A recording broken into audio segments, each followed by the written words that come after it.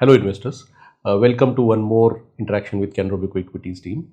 We'll discuss aspects around what is happening globally, one or two aspects, because a lot of it is continuation. Domestically, what is happening in macro. Most importantly, the result season actually concluded during the last month for the second quarter of financial year 26. So we'll go through it. And lastly, what is our take on the market in terms of valuation views, how our portfolios are positioned. These are the aspects we'll discuss in our next 10 minutes. Let us start with the global aspect first. As far as global aspects are concerned, I think they continue to be dominated by tariff-related uncertainties and its implications for the growth moderation that we are observing. So growth moderation continues. The internals of some of the data points in US, Europe and China continues to kind of weaken.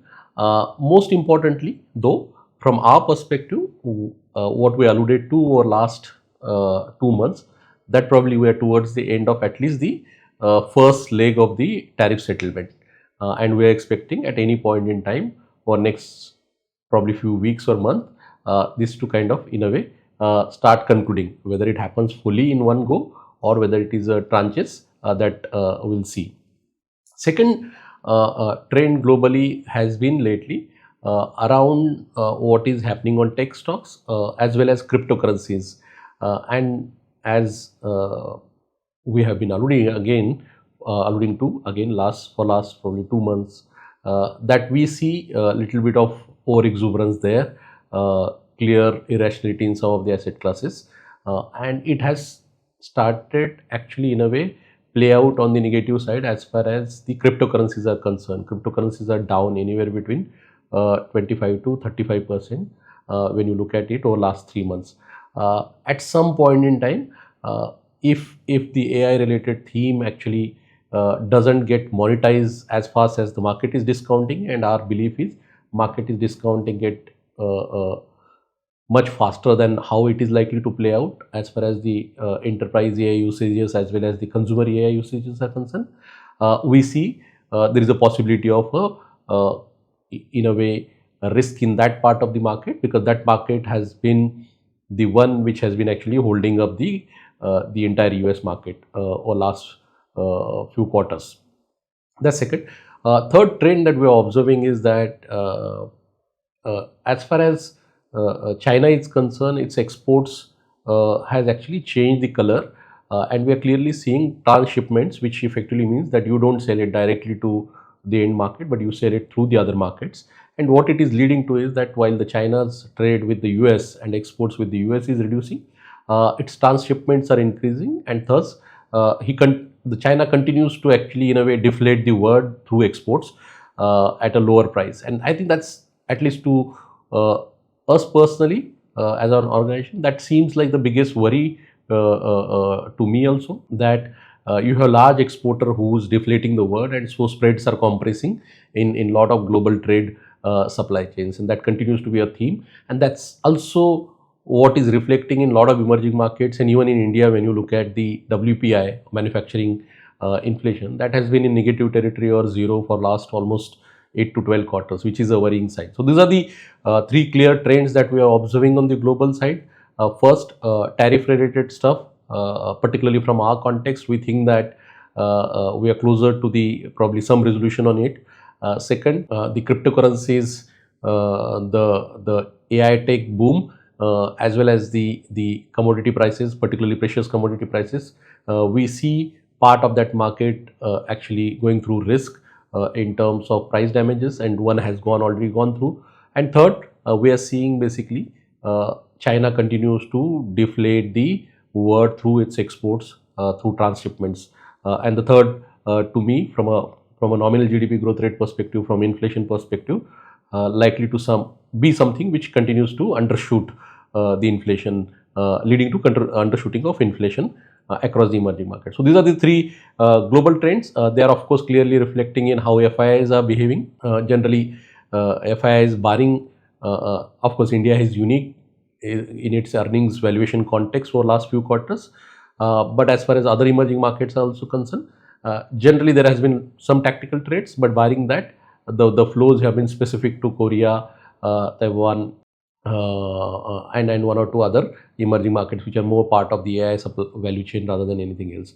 So that's the global piece. Our sense is, as we have been alluding to, at some point in time, domestically, the FII flows, which is more pertinent thing for most of the investors, FII flows at some point in time will start seeing basically reversal of them as the valuation earnings context domestically is falling in place now incrementally. So those are the aspects that are happening on global front.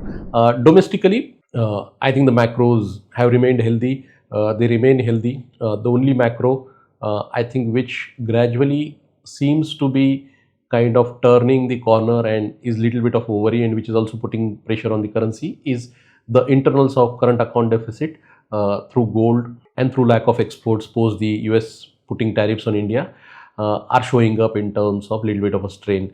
That, along with the capital outflows by FIs or private equity sales in a lot of companies, is putting some pressure on currency. So that clearly is the only macro headwind, that too marginal if I have to put in. Rest of the macro in terms of macroeconomic stability remains extremely healthy, right from fiscal deficit, current account deficit, corporate balance sheets, bank balance sheets, real estate balance sheet.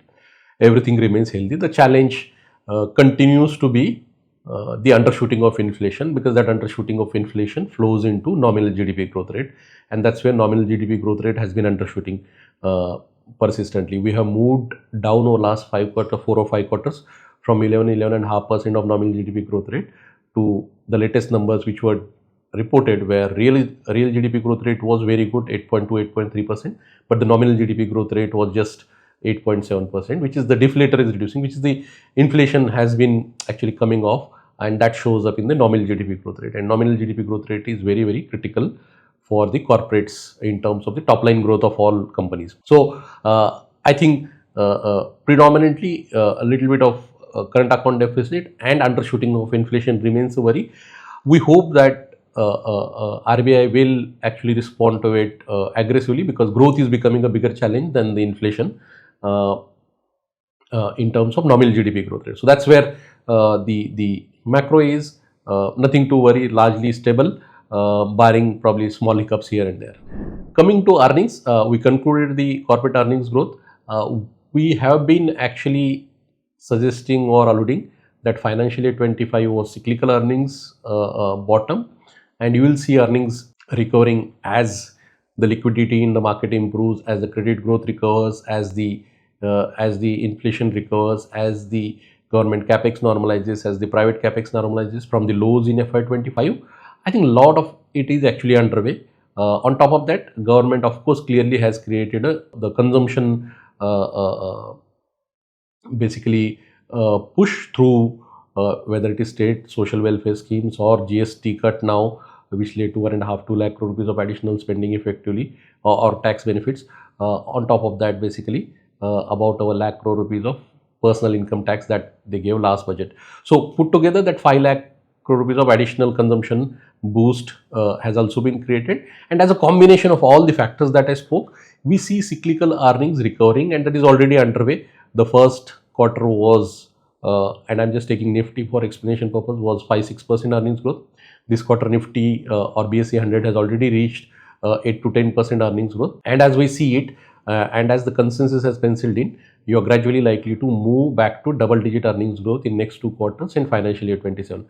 So cyclical earnings slowdown that you saw last year predominantly is a reflection of a lot of the factors that I spoke, and most of those are reversing. Credit growth has gradually started moving up.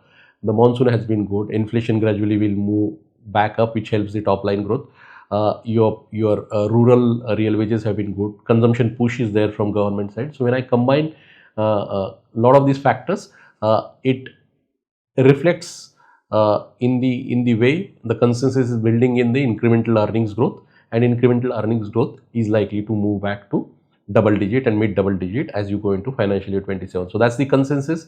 The quarter gone by actually was one more, in a way, proof of the pudding, that the quarterly numbers in general, barring small caps, surprise on the they were either neutral or positive. So within large cap, the numbers was 8 to 10% earnings growth. For mid caps, the earnings growth was very high, double digit. Small caps are the ones which were the underperformers. They were below 6-7% earnings growth YOY.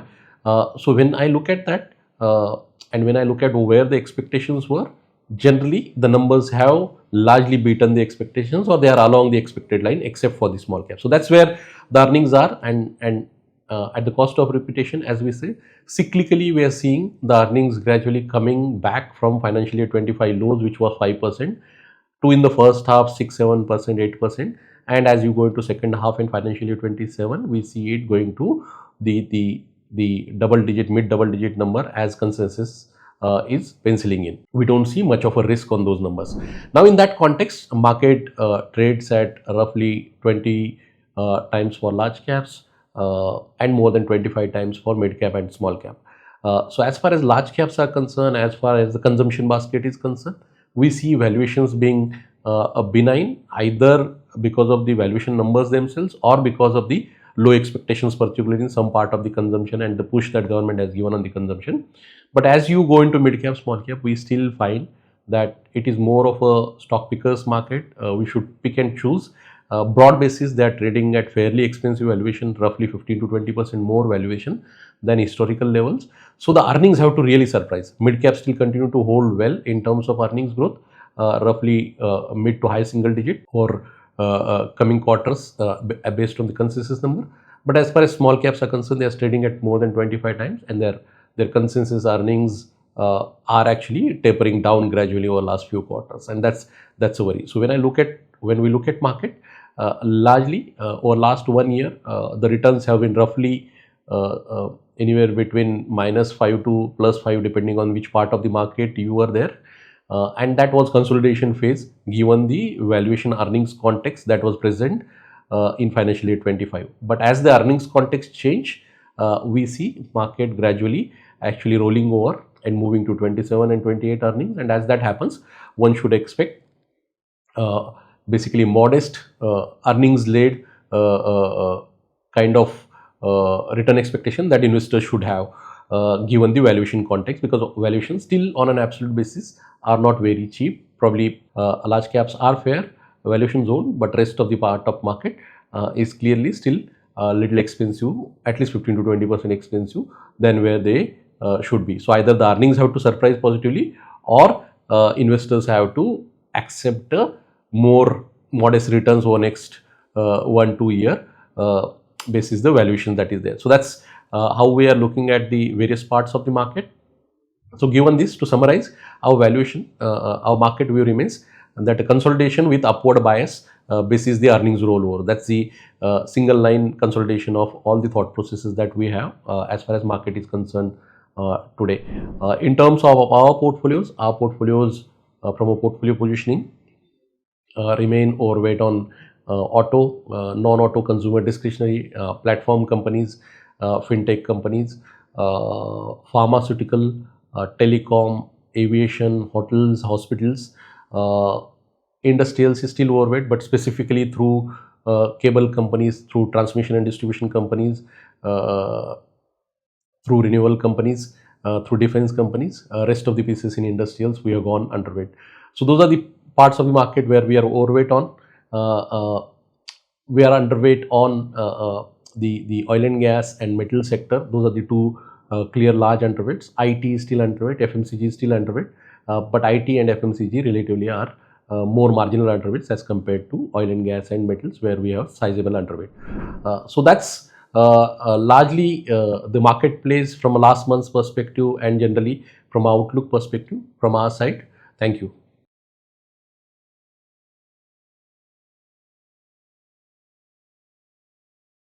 Mutual fund investments are subject to market risks. Read all scheme-related documents carefully.